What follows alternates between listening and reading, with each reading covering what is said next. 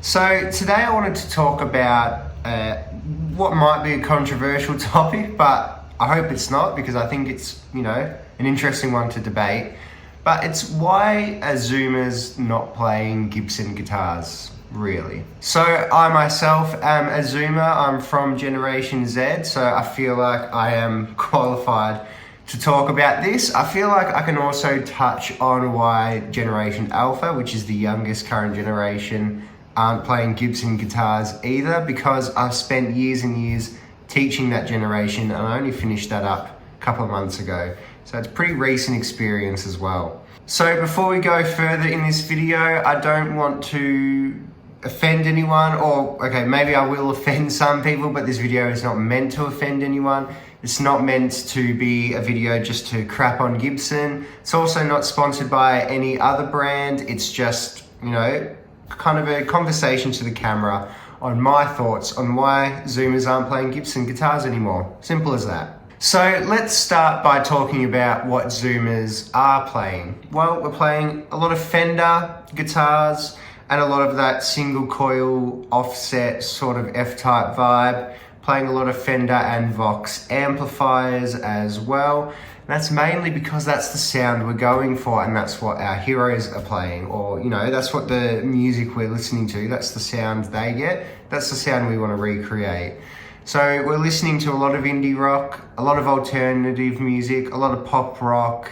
Because we're listening to that sort of music, that's the sound we want to create, right? It's the same reason older generations do play Gibson guitars, because that's the sounds that they're hearing. So we're simply trying to recreate the sound that the music we like and the heroes we have are creating. That comes from a lot of Fender single coily, not just Fender, but kind of any sort of F-type guitars. In terms of the Zoomers who play heavier music, like the heavy rock and metal, which is also extremely popular in our generation, they're playing a lot of Ibanez because, you can kind of think of Ibanez as the Fender of the metal world. They're accessible, they're cheap. That's an important thing. Fender and Ibanez are both really accessible and affordable. So our generation can actually buy them and play them. That's a really important factor. And Ibanez sounds great as well. They're playing a lot of YouTuber brands like Chapman Guitars and Solar Guitars, and even Music Man, which I know isn't a YouTuber brand, but they do a lot with YouTubers like Rabia and Jared Dines. We play those brands because we watch those YouTubers, we've grown up watching those YouTubers. YouTube is a streaming platform that's very symbolic of the Zoomer generation, so it makes sense that we play a lot of those guitars. They are also accessible and affordable as well. I really want to drive that point home, that they are affordable. PRS SE is another brand we're playing. I think a lot of Zoomers kind of see PRS as what to get if you want a Gibson, but you want a better playing, better sounding, guitar that fits more with the style and vibe of our generation. I know better playing and better sounding is very subjective. I think that's the general consensus. Another important thing is aesthetics in music is really important to us Zoomers. And Fender guitars, pastel colors, offsets, Vox amps, that sort of style and vibe really fits with our aesthetic. So it makes a lot of sense that we kind of gravitate towards those guitars. So why then are we not playing Gibson? Well, Gibson is an expensive brand. Even Epiphone, if you want, an Epiphone Les Paul standard, they're getting pretty pricey compared to a Squier Classic Vibe Strat. You can save a couple of $100 here in Australia anyway, and get the Strat, which fits with your style of music, fits with your vibe more, instead of going for the Epiphone Les Paul. There is also the boomer association with Gibson guitars. Obviously, a lot of older people play them, and there is this, every generation has it. They go through that rebellion, I don't want to play my dad's guitar, so I'm not going to play a Gibson guitar. The difference is, you used to not want to play your dad's guitar because you wanted to be different and, anti-establishment from your parents, right? But eventually you would come around to dream of a Gibson guitar. That would be your dream guitar, or a high-end Fender or whatever. These days, our generation isn't dreaming of a Gibson guitar. It's not even on the radar, really. It's, you know, oh, I really love this weird boutique offset, you know, from Built Guitars or, you know, Pure Salem Guitars or whatever. One of those really obscure boutique brands. Or, oh, I really want a custom shop telly. No one from the Zoomer generation is dreaming of a Gibson 59 Murphy Lab Les Paul, because it's just not what our heroes are playing. It's not what's on our radar. We want, you know, we want Fender, we want offsets, we want that tone that we're after. And Gibson simply don't align with the aesthetics and the tone that we're after at the moment. So let's recap what we've mentioned so far. We have brands that are affordable, accessible, match the aesthetic we're going for, match the sound we're going for, and our heroes are playing them. So that's the 5 reasons. Heroes play them, the aesthetics, the vibe, affordable, and accessible. Brands like Fender just happen to fit into that criteria at the moment. There are other brands as well, kind of anything that's a bit F-type. Even brands like PRS and Ibanez are fitting into that, you know, criteria at the moment. Gibson are not fitting into the affordability or accessibility criteria at the moment. Kind of through Epiphone, but you know, there's other reasons that we're not buying a lot of Epiphone either, and that's because our heroes are not really playing Gibson or Epiphone.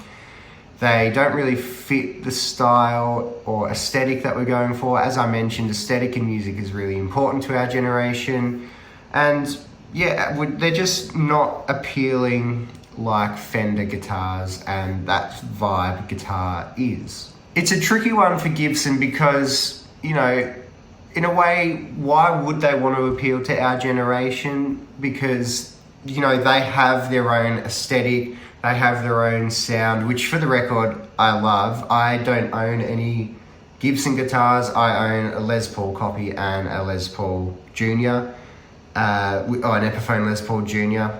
You know, I don't own a natural Gibson, and I'm not thinking in the future I'm going to get a Gibson guitar. But I do like the sound, I do enjoy the sound. Anyway, that was a bit of a tangent. Anyway, back on track. They do have their own aesthetic, they do have their own sound, Gibson guitars. It doesn't match up with what our generation wants. So what are they to do? Because they don't really want to give that aesthetic and that sound and that vibe up, because that's part of their brand, it's part of their culture. It's the reason they sell so well with older generations still.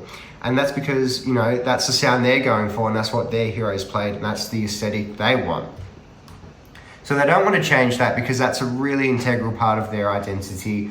They don't want to turn their back on the generations that are buying them, and buying them very well. I think there are a couple of things they could do to not ditch the older generations, but broaden their range or broaden their appeal to every generation. Affordability is a big thing. I think they need to do more with the lower end Epiphone stuff. They did the Epiphone SL guitars a couple of years ago. That was a really great step in the right direction. It had the bright pastel-y colors we want, had the single coil sound that we wanted. It was probably just a little too cheap, and I did play one. I actually owned one for a little while. They weren't fantastic. They were good, but you know, if they did that a couple of $100 more and made it a really good quality one, Zoomers would have lapped that guitar up. They would have bought that every day of the week. It would have been so good. That way they would have preserved their identity. They still would have appealed to our generation, and all of a sudden our generation in 20 or 30 years time is dreaming and is buying those Gibson guitars, those full fat Les Pauls and SGs and stuff. So what can they take from that lesson? Well, like I said, build a Epiphone SL for a couple of $100 more and improve the quality of it. I think that's a really great way to get our generation in the market. I know I would absolutely buy that if it had some really nice single coil pickups in there. Maybe if it was a set neck even, kind of bringing it more towards an actual Les Paul. Keep the bright colors, keep the sound. I think that would be a really great step in that direction. The other thing they need to be doing, which they have started to do a lot recently, particularly in the Epiphone line, which is great, is embrace the P90s. P90s are, you know, a lot of our heroes from the Zoomer generation are playing P90 guitars. You know, people like James Bay, for example, is synonymous with a P90 in a Gibson. I think that kind of sound is something that a lot of us are after. For a long time, there wasn't really an affordable way to get it. Now there is a lot of P90 Les Pauls and SGs available. I think the colors are maybe not quite right for the aesthetic that we want, but it's a step in the right direction. Another really, really big thing that they could work on is their marketing. They're pretty boomer brands, let's be honest. And the Zoomer generation doesn't really want to have a lot to do with the boomer generation.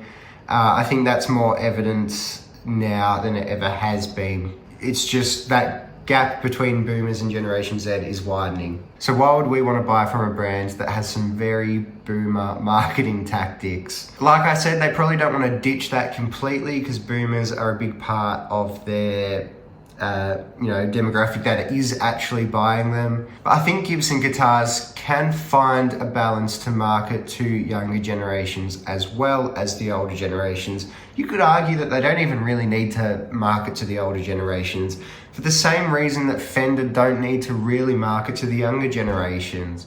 We see, you know, our guitar heroes playing Fender on stage, we're gonna go buy a Fender. Boomers see their guitar heroes playing Gibson on stage, they're gonna go buy a Gibson. That's half the marketing done already. So work out how they can market to our generation a bit better. I would say that's another key thing. The last thing I want to mention is a lot of brands these days are working with young artists. Gibson is not one of them, unfortunately. Fender do a ton of work with young artists. They, you know, endorse young up-and-coming artists with guitars. They, you know, help them find studio time. They've got really great programs set up to basically support musicians in, you know, finding management, recording, getting equipment, things like that. And Fender aren't the only brand doing that, but it's for that reason that a lot of our generation gravitate towards Fender guitars. They're supporting us, so let's support them. Gibson aren't doing any of that. And again, maybe that's just not in their priorities right now. They just want to look after the boomers. That's fine. That's completely fine. But, you know, they're not doing a lot of that. One more thing I wanted to mention quickly is a lot of you were saying, well, yes, a lot of this is true, but, you know, Zoomers listen to a lot of old music as well, and that is very true. I myself listen to a lot of old music. I love a lot of that old music from, you know, kind of the 50s up until now. When I was teaching guitar for, you know, many, many years, I had a lot of young kids come through and they listen to the same old music that I do. A lot of Jimi Hendrix, a lot of Queen, a lot of Red Hot Chili Peppers, and a lot of Nirvana. Now, they also listen to a lot of Guns N' Roses and AC/DC as well, but Hendrix, Queen, Red Hot Chili Peppers, Nirvana is what I got more than anything. What do those bands and artists have in common?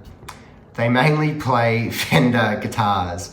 So even the old music that we're listening to, that sound is still achieved by a lot of F-type guitars. So anyway, that's just a couple of my thoughts, you know, kind of a very boomer-like rant actually from a Zoomer, which is, you know, there you go. Doesn't every generation love a rant? Anyway, that's kind of my thoughts on why my generation is not playing Gibson guitars. And, you know, Gibson, take the advice, free, if you want to appeal to our generation. If you don't, that's cool, I get it. You know, hopefully you find another customer base in another 40 years' time. Anyway, that's it from me. Please leave comments in the comment section below. I'm looking forward to this being a hotly contested debate. I'm sure I've offended many people. I'm sure I'm gonna get some aggressive comments. That's fine.